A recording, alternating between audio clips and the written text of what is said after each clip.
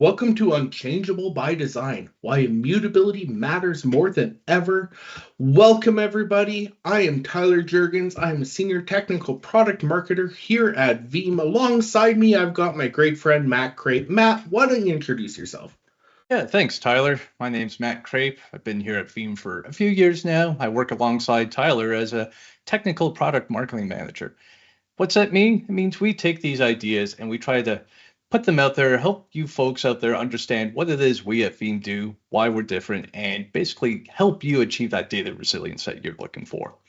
So for those of you who are familiar with Tech Bytes, you might notice, hey, this is a little bit of a different format. So Tyler and I, we're looking for that interaction. Feel free to drop comments in there, questions into the chats across the platforms, like and subscribe, and we'll try to get to what we can. But at the end of the day, we want to take a little bit of a different approach to Tech Bytes. So a lot of you are familiar with the Veeam zip code for data resiliency. So we're taking that and we're putting a spin on that. So today we're going to talk about 3 ways that you can achieve immutability with the Veeam data platform. We're going to demo 2 separate features. We're going to take 1 question right from the community, and we're also going to talk about 1 story straight from the news, all with leaving you with 0 regrets for joining us today. So with that being said, hey, Tyler, I don't know if you saw it, but ChatGPT 5 recently came out. Have you had a chance to play around with that at all? Yeah, absolutely. I have. I saw the ChatGPT 5. I think that's a pretty neat evolution of the LLM models that they've got out there. It's pretty cool to see they've got a lot of extra features in here. They claim to have fewer hallucinations, which is something I always strive for in my life. And, a smarter, better model. I was watching along in some of the notes here, and some of the stuff about like how it's better at math, how it's better at some scientific output. Matt, I think there's some things in here that you really liked about it. Yeah, so obviously I'm a big fan of the idea of fewer hallucinations. If you're not familiar with that idea, it's really the concept of sometimes, these chatbots just completely make things up. I am always very, very skeptical of it because you just really never know. So I like to use AI to have conversations with. Not that I can ever replace a conversation with someone like you, for example, Tyler, but maybe it's a matter of I want to, you know, run some ideas by someone, get a fresh perspective. I love using ChatGPT and other chatbots for stuff like that. But I'm always very, very skeptical of anything that tells me it's a fact. I like to ask for sources, I verify those sources, because at the end of the day, these things are still learning and you don't know what is or isn't being made up. So I know you've got some other thoughts as well as around things that you like, but before I ask you about that, I'd love to hear from anyone watching. Hey, what AI tools are you using today, if any? Do you use ChatGPT, Grok, anything else? Anything that you like or dislike about the platform? So, Tyler, any other thoughts on ChatGPT? Yeah, like I like some of the newer improvements that they made, especially around stuff like health, right? And I'm a very privacy focused individual, so I don't always want to give all my health information away to some language model online. Even Googling stuff can be a little hit or miss sometimes, but I like this idea specifically for stuff like if you're out in some rural area, let's say Northwest Territories, you don't have access to a doctor right at hand. Matt and I are lucky. We live in, major centers here in Canada. So we generally have doctor access right away. But what if you don't, right? Can you get some help, some advice from the internet, help you decide, is it really worth going in and seeing a doctor right away? So I liked some of that features here on the health reporting. I like some of the differences that you can see here with the prompts between, you know, the older models and some of the newer ChatGPT models here. And really, when I was digging into it, and like I said, with some of the analysis and some of the scientific facts, being able to actually see, hey, you can actually get more accurate scientific data in your LLM now than you could ever before, right? And it might not be perfect. The accuracy is still, depending on what it's querying, maybe 80%, maybe 90%. But if you're asking PhD level questions and you're getting 90% accuracy, that's probably better than I can do, Matt. What are your thoughts?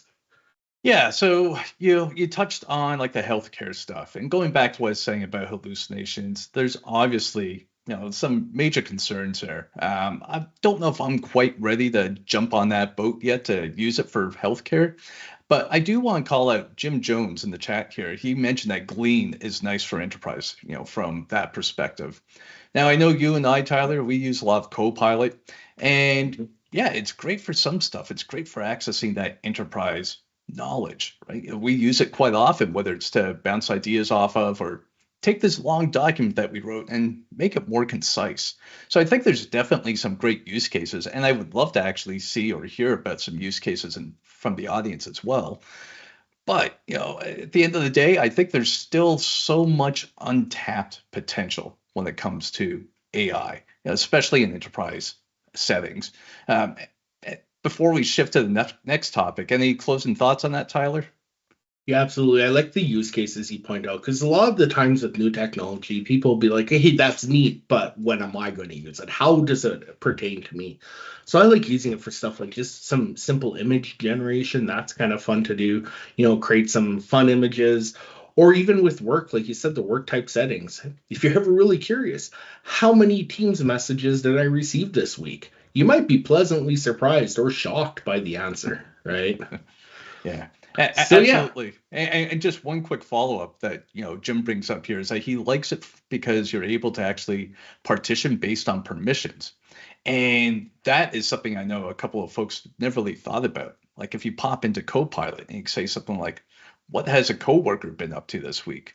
Well, you know what? You can get a lot of details back as far as, hey, you've worked on all these shared documents together and stuff like that. So there's also that sort of privacy concern that goes along with it. Tim Smith has got another great comment here about automated summaries sent to stakeholders for weekly reports. I know that's something that you and I have dabbled in as well. Why spend the time going through your calendar inbox, figuring out what it is that you've done when you've actually got this tool that could do that? Now, of course, we're talking about large amounts of data, right? These language models, there's lots of stuff going on. And we're seeing more and more organizations kind of building this stuff out, and there's a need to actually protect that data, which kind of ties into the main topic that we're going to talk about today, which is immutability. So a lot of you out there are probably already very familiar with the 3-2-1 rule, but you know what, Tyler, why don't you take us through a high level run through of what the 3-2-1 rule is?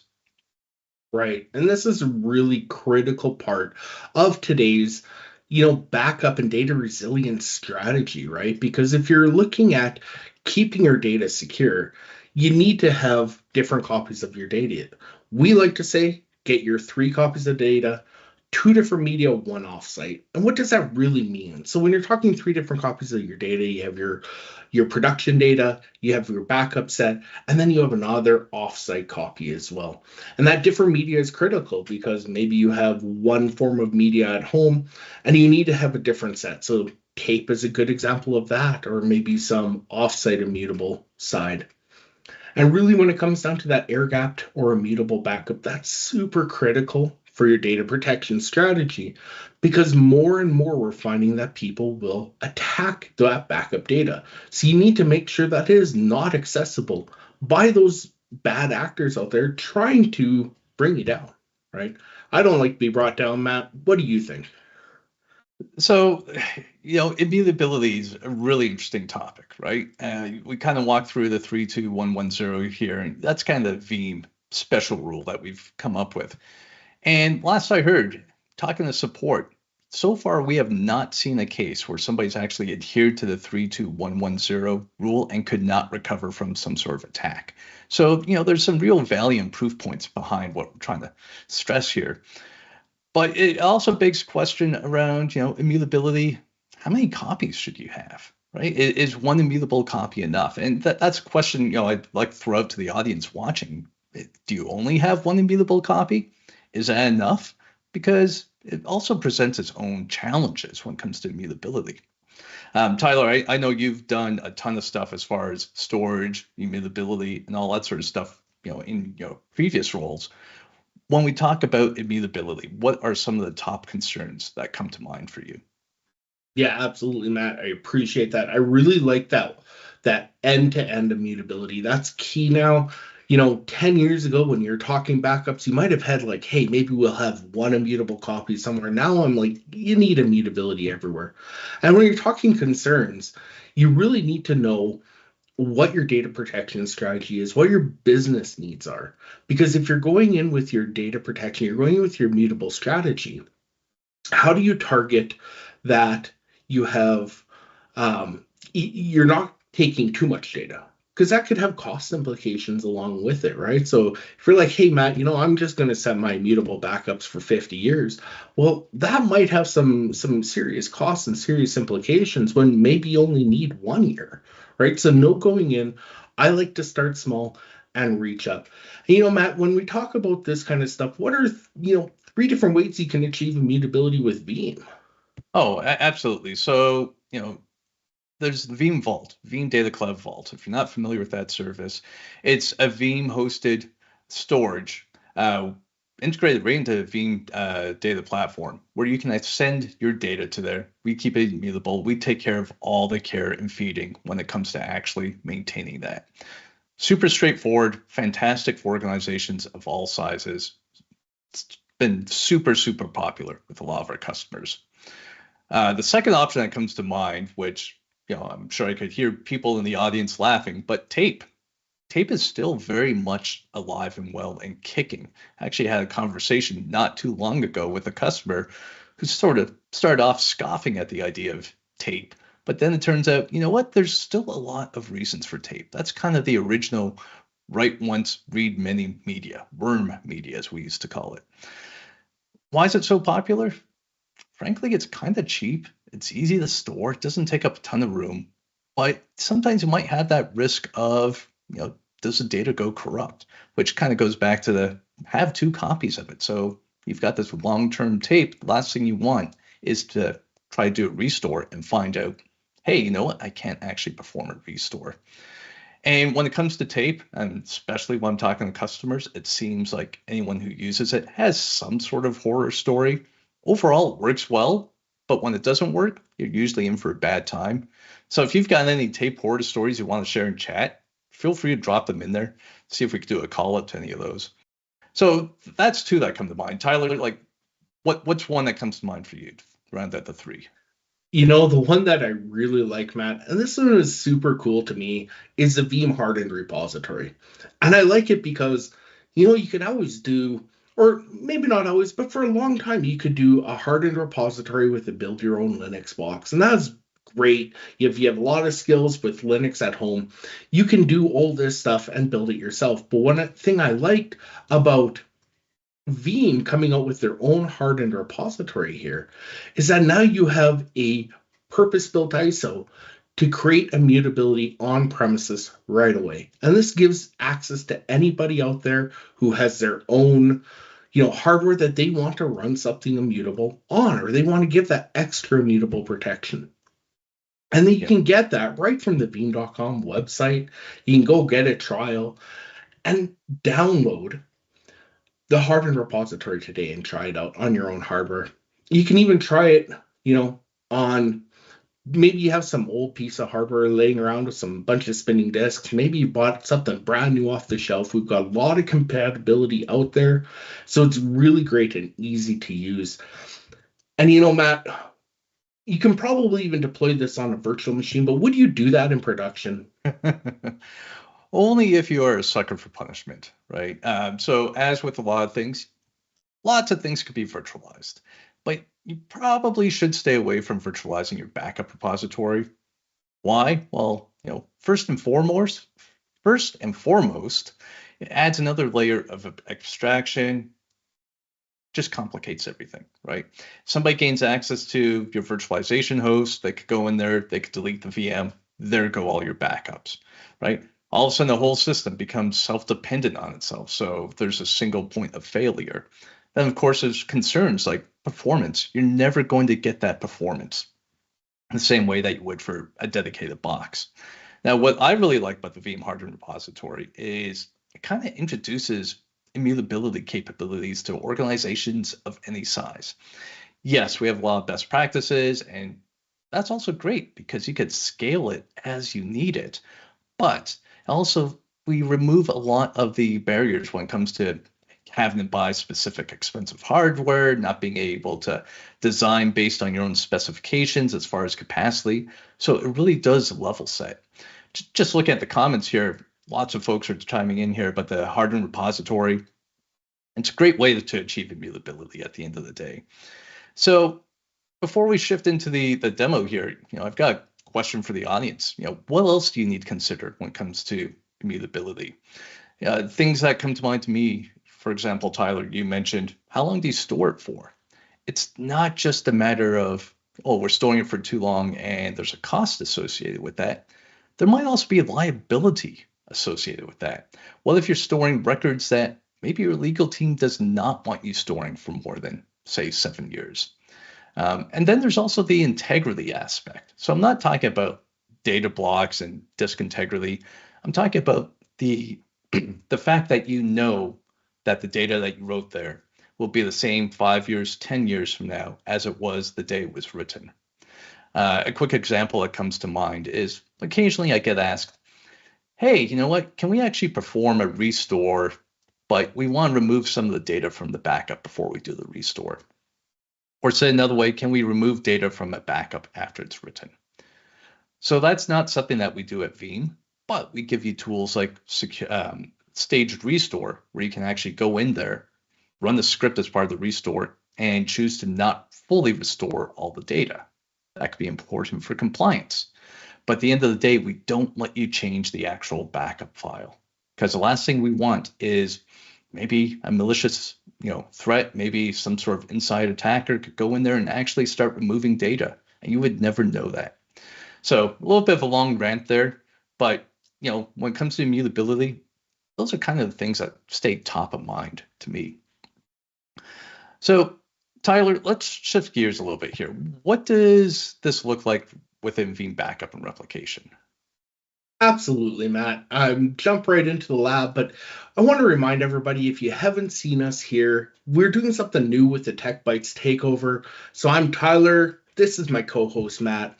And, you can follow us on all the different social medias. Find me on X at Tyler.Jurgensen, or follow Matt at Matt the IT Guy. And you can see us, we're streaming live here on LinkedIn, Facebook, YouTube, and X. So you can see us all over the place, get into it. But let me jump into the lab right now. I'm going to show people hands-on experience here with that Veeam hardened repository. That's really something I wanted to showcase here because I like it so much and I think people will like it too. So if we go into our backup infrastructure here, we can add a backup repository. So a little bit of information here. I've prepped this ahead of time. I've already added the Linux box because I didn't want to be sitting here and adding credentials and stuff like that live on LinkedIn. As much as I would love to do that, I just decided let's skip that section directly. And so all we have to do is we add a direct attached storage, get our Linux hardened repository, name it something appropriate here. We'll call it immutability is important because it is. And we can even misspell that here too. But we'll create it here with our server. We've already got the server added. I'm going to populate the data of the server directly itself and get to that mount directory. Now, one thing I really love about this is you can see the different free space that you have. I've just built a baby VHR right now. And I hear that even in the next version of the VHR, this is going to be even more streamlined. So this gets a little easier to see and a little easier to digest. And so here's where it gets really important for your immutability strategy. So while we're populating the capacity here, you can see we can actually make the backups immutable for so many days. This is an important part of it. And while I'm talking through here, please let us know at home if you have had yourself a chance to get your hands on the Veeam hardened repository, what you like about it. Are you eager to see the next version of the Veeam hardened repository? Let us know. We're watching the chat. So getting back to my spiel, you can make the backups immutable for 7 days. Now that's not entirely going to be your full immutability chain, because when you set up some GFS policies on your jobs, and we'll walk through that in a second, You can also get immutability on every GFS report restore point, which is super important. So I paused on this screen for a while because that's really the meat and the potatoes of the entire experience here. But let's just go next through the rest of it because we want to Just make while sure we're that doing that, Tyler, I want to call it something that Syed said here in chat. Object storage is great for creating additional copy. I mean, I know object storage is your jam. Do you want to add a quick color commentary on that? I grew up around object storage and Veeam. Like that's where I really got my hands on. And yeah, absolutely, Syed. That's a perfect call out. Object storage is great. And like fun fact, Veeam Data Vault actually is based off that object storage repositories itself. So you do get that extra layer of protection. You get every benefit of like an XFS based block repository with object storage in the sense of you're not putting blocks up there that don't need to be saved. So you're only saving the blocks. Your restore points are pointers to the data that it needs to validate and function for that recovery point. So it's pretty cool there. Let me just get through this here because I can't seem to talk and type at the same time, Matt. Is there anything else you can think of that we should be calling out here with the VHR before I get into a backup job? Well, one thing you kind of alluded to there, you talked about this being your baby VHR, and anyone with kids knows, babies that grow up so quick. So do expect to see some changes in the very near future. All good things with regards to the VHR, much more streamlined deployment, lots more great stuff coming with that. Now, we've been talking a lot about storing backups, immutability and all that sort of stuff, the security, the why you would be doing it. There's a compliance angle. There's, hey, keep it safe from hackers. But at the end of the day, when you're backing things up, it's because ultimately you want to be able to restore them. So let me ask you this, Tyler. Hey, we've been hit with some sort of attack. How do I make sure that, yeah, I've got access to my immutable backups? Great. How do I ensure that I'm not just reintroducing the threat again? Uh, Great question, Matt. I love that you threw that over to me because I love talking about sure backup. And really, when you're talking, you get that sure backup to validate that your backups are clean, but then you can also do that secure restore to validate that you have a clean recovery point after the fact when you need to recover in, right? So um, you can find those backups that are worth it. You can do, threat hunter scans, you can do Yara scans when you're at the point of recovery to get back into your, to make sure that when you're reintroducing that VM into your environment, it's a good, clean VM because you don't want those bad bugs and those bad actors to get back in, right? Anything else you want to cover on that? Well, actually, so we got a question coming in hot here from Jim. He's asking, hey, Tyler, does the concept of block generation apply to the Veeam hardened repository? Uh, so with block generation, no, that is uniquely a object storage feature. And what block generation is, and Jim's, I like that Jim's asking this. Block generation is a feature that Veeam uses to try to minimize the amount of API calls that you're going to be sending to your API storage or your S3 storage provider. Because some of those API calls can add up and be costly, right? Veeam Vault, we got everything all packaged in, but other object storage providers, you might not. I know a lot of Cloud Connect providers often package that stuff in as well. So you have a mix and match of where you want to go, where you want to throw your backups.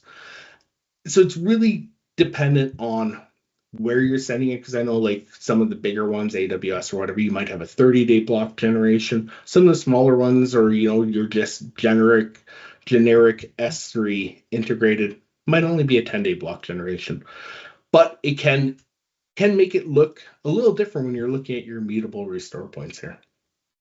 So here when I'm creating my job, another thing I alluded to before was that GFS restore point. So this is where you can really make sure that when you have your backup jobs, you can set it for that immutability period that you want to have, right? So if you need it only for a week or 6 months, but keep in mind, these are all going to be immutable when they land on that repository. So, Matt, I think we've talked a lot of immutable repositories here. Is there anything else we need to do? Maybe we can show the people how to validate. that their backups are immutable? What do you think? Yeah, absolutely. Proof is in the pudding. Just while you're pulling that up, seeing GFS going full circle reminds me, brings me right back to the tape days when you'd have to label all your tapes, know which ones are the monthlies, the weeklies, the dailies. Hopefully you put in the right tape, otherwise the job would fail. So it's so nice that so much of that stuff, the concepts are the same, but they've been updated with the technology. So what do you got going on here, Tyler? So here, I want to bring up the Veeam one so you can see that threat center itself. And when we're talking about immutability, it's really critical to know what your immutability status is today. So here at that threat center, you can see right off the bat, I've got 100% immutability. That's fantastic. It's something you should probably strive for at home when it makes sense for you. But I'm going to search for a job here. I want to see if I've got immutable workloads, and I'm going to view this report because I want to see live at hand if I've got anything immutable going on and what my immutable status points are. And you can see here, jumping back to that threat center view for a second while that report generates. Some things I like is that you can actually see, the different RPO anomalies, the different data protection status, all that fun stuff there. So I think my report's generated. I've got some restore points by mutable, some mutable restore points, some immutable restore points. So this is really a great at-a-glance view of that. But let's say I don't believe that, Matt. Let's say I really want to validate my backups are immutable. Is there one simple trick I could do? So if you want to truly evaluate that they're immutable, just go into the VBR console, try and delete them, right? It doesn't get any simpler than that. But one thing I do want to call out, great question once again by Syed, stage restores are great, but is there a possibility to actually see the RTO for these things? Now, I'm going to talk a little bit here about Veeam Recovery Orchestrator, which, if you're not familiar with it, great way to scale your recovery, right? From a few VMs to a few physical backups that you might have. It could go to the cloud. You could do VMware to Hyper-V, Hyper-V to Hyper-V, VMware to Azure, tons of flexibility. Why do I bring it up? Because you're able to actually build these recovery plans in there. And you can actually go through there, you can test them. And the cool thing about the testing is it does it in a sandboxed environment using what you would be using in production. Why is that important? Because those reports that you get back, the metrics that you get back, they're all based on what you would be using in case of a real disaster. So that's all to say, hey, it took this plan to bring up 40 VMs, took 45 minutes, an hour and a half. When we tested it automatically, you can know that's how long it will take you in case of a real disaster.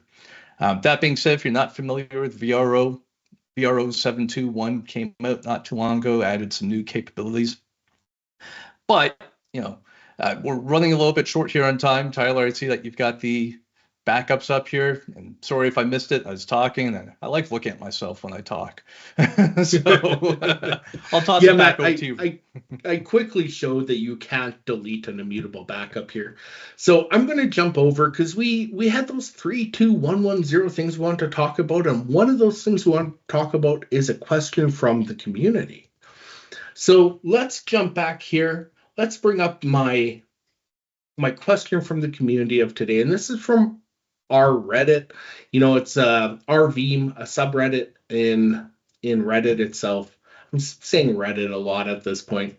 But what I want to show here is, we have a good question. What I really want to emphasize is that Veeam really does care about our community. This is the one tech company that I can see that really does dive in and really wants to hear from you, the users. So if you've ever asked a question on Reddit, you'll probably get Veeam people directly responding to you because we actually want to see and hear directly from you. So let's talk about this question itself. What's the best practice when we say not to join Veeam to a production domain? Does that mean that it also applies to my Windows repository server as well? And I think that is a very clear, resounding yes. You do not want anybody who may have potentially compromised your Active Directory and got credentials to be able to then laterally move across into your repository and be able to do some impact there. Matt, do you have any thoughts on this? Oh, this could be a whole episode on its own. And you know what? For that matter, just as we're getting ready to wrap here, folks, like if you have any ideas for future episodes, feel free to drop them in. We will read all these comments. But going back to the question at hand, there should be some sort of separation, whether that is a separate management domain where you have those Veeam components set up, or if it's just a matter of having it on its own, right? So, I see we've got the top answer in the screenshot here from Tim Smith. And so thanks, Tim. I saw you in the chat earlier. Appreciate you always going out there and answering these things. But, at the end of the day, like Tyler was saying, ask on Reddit, ask on the R&D forums. We've, as Veeam, have lots of ways that we can interact with you, the customers, and we actually want to embrace that. And that's part of the reason why Tyler and I are doing this thing today. So, to sum things up, thanks for joining us. We're at time here. Tyler, do you have any closing words that you'd like to share? Yeah, absolutely. I really enjoyed doing this with you, Matt. I really enjoyed a lot of the questions that we've been getting through the chat. It's pretty cool to see the people engaging. I love to hear from you. And if you have any ideas of what we should do on our next Tech Bite takeover, put them in chat. I want to hear. Matt and I are always looking for great ideas. We're bringing you ours. Come back with some ideas of your own. Let us know. Yeah, perfect. And yeah, if you've enjoyed what you're seeing here today, don't forget to subscribe on the show, on all our streaming platforms. We're live right now on LinkedIn, Facebook, YouTube, and X. And we'd love to see you back again next month. So thanks again and have Thanks, a great everyone. day.